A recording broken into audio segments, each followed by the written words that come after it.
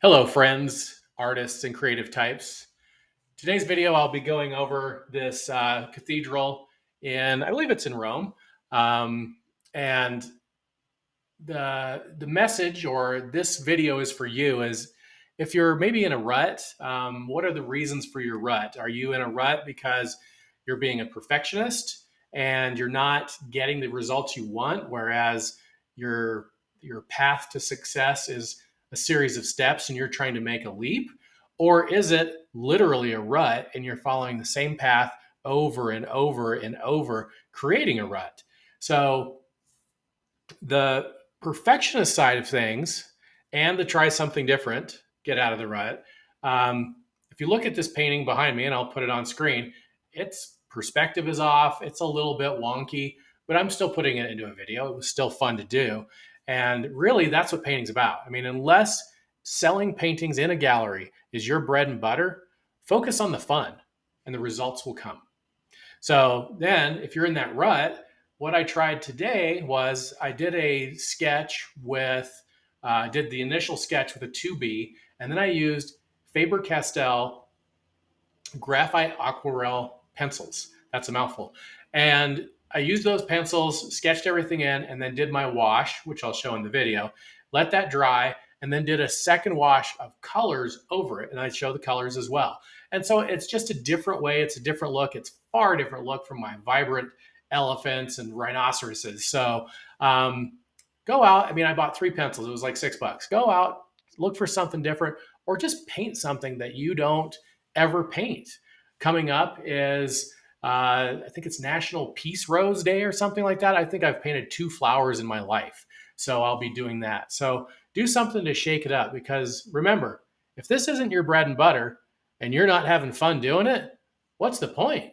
So have some fun, shake things up a little bit, do a different approach, do a different subject, technique, whatever, but shake things up a little bit in your life. And I hope you enjoy the video. And please like, share, and subscribe. Thank you. All right, in this video, I'm going to be working with these Faber Castel Graphite Aquarelle pencils. Bought them the other day at the store. I just bought 3. I figured just the gaps, and since it's going to be washed with watercolor anyway, why buy the whole range? So I've got HB, which is a good middle value, and then 4B is a couple steps above that, and then 8B is a couple steps above that. Something I've noticed in this experimental one that I did, I'll put that up on screen, it doesn't seem like they are darker when you draw them in, but when you apply the water, it seems like that's when they really come out. And the other thing is on the first painting I did, they didn't reactivate. So what I did on that one is I did the drawing and then I did the wash with the graphite, and then I went over it with color.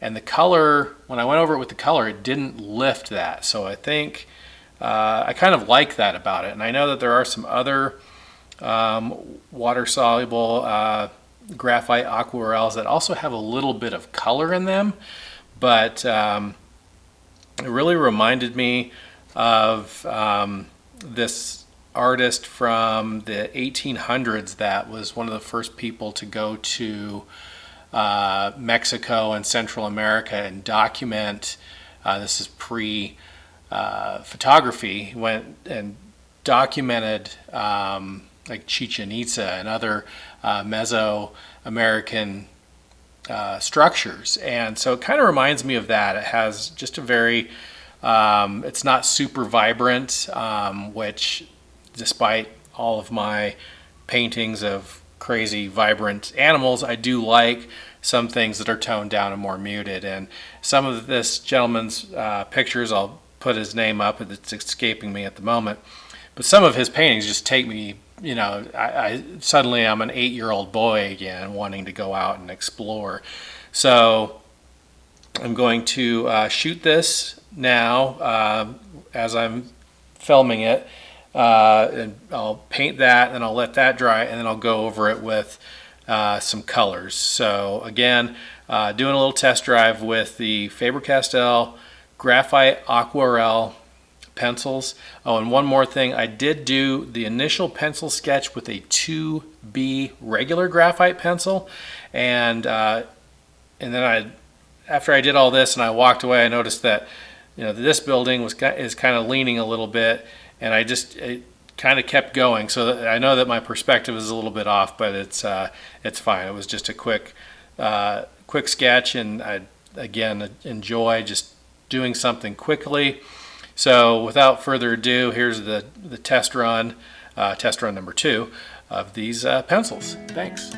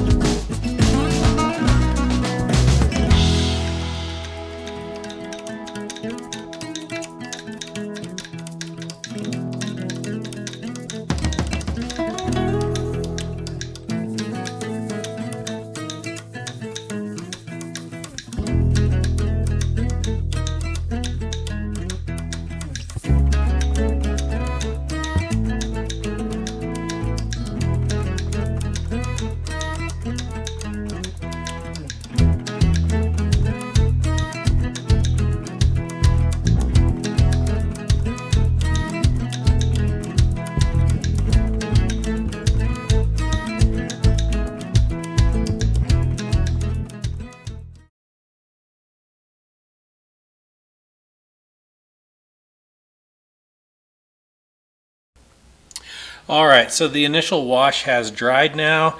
I don't know if you noticed as I was going over it how these areas just suddenly became darker. Like I said in the intro, the difference between the 2B and the 8B doesn't seem to be very much when it's dry, but then when it's wet, it does seem to be a little bit different.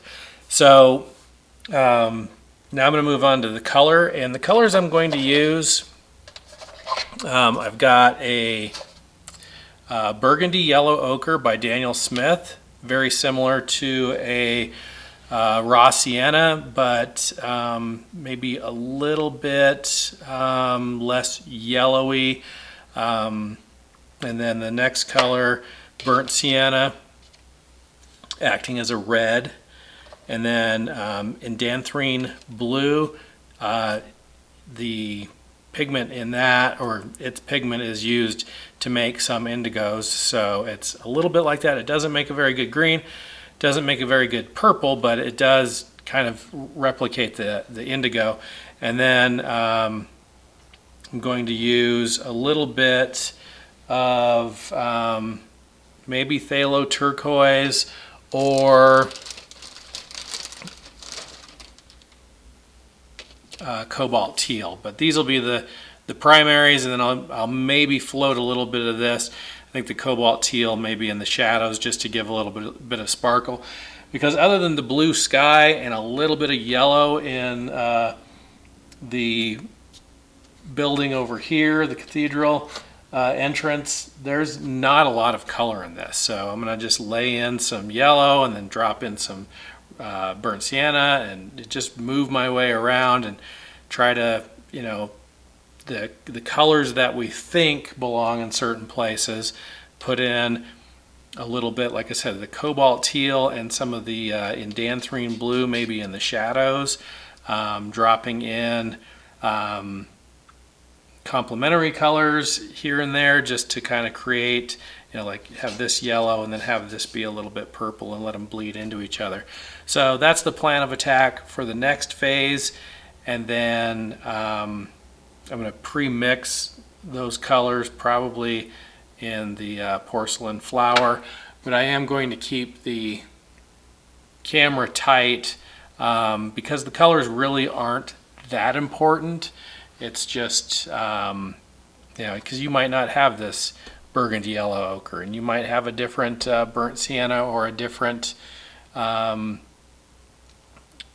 earth tone red and an earth tone blue. So don't get too hung up on colors, just value and atmosphere is what we're really going for. And speaking of atmosphere, this doesn't have, the photo, you can tell, doesn't have a lot of range in it as far as depth or anything. It's probably just, you know, somebody's tourist photo.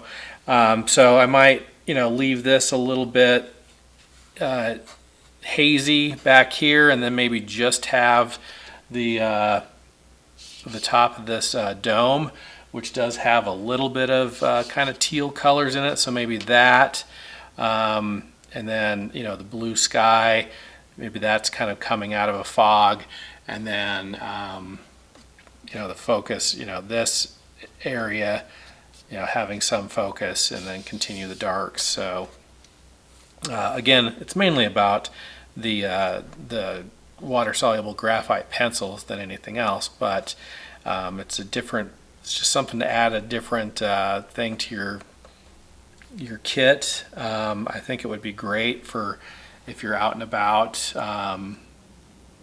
you know, and you just want to do a quick sketch on some watercolor paper and then just do this. I mean, I think that wash looks pretty good by itself. I was thinking about just floating in a little burnt sienna and yellow and just skipping the blue altogether, or, you know, maybe doing it very much like yellow and red and then just a blue sky.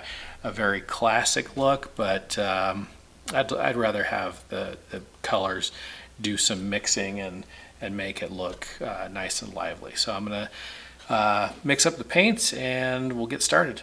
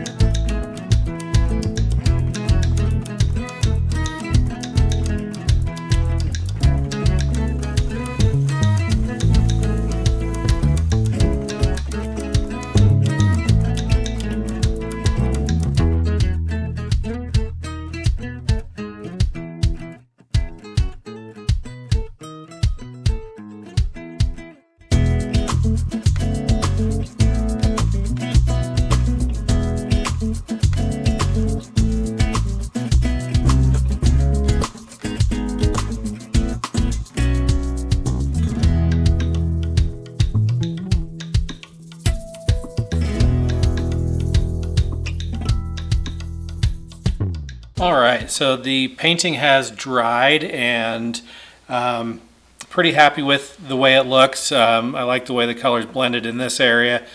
Made some grays, little heavy on the red on this side, but it was a fun piece. You know, just a little bit of time with the sketch, and then the initial wash and the second wash, let it dry. So something that you could do in a couple of sittings. And you could also do it with doing your washes over the color as you go, or your color washes over the graphite as you go, and see how that works out. So I did the washes with the graphite, let it dry, and then did the color. And there's plenty of different ways to make this work and add this, or just, you know, as a way to break things up for yourself. Get a little bit of watercolor practice, get a little bit of drawing practice. Drawing and sketching was something that was missing from my schedule, and so I've decided to take a little bit of a break from bigger pieces and do a lot of little pieces, and share those with you on video as well. So it gives me a lot more practice time, and it gives me more to share with you. And so I hope you've enjoyed this, and if you have, give me a thumbs up, comment, like, subscribe, all that fun stuff, and we'll see you in the next video.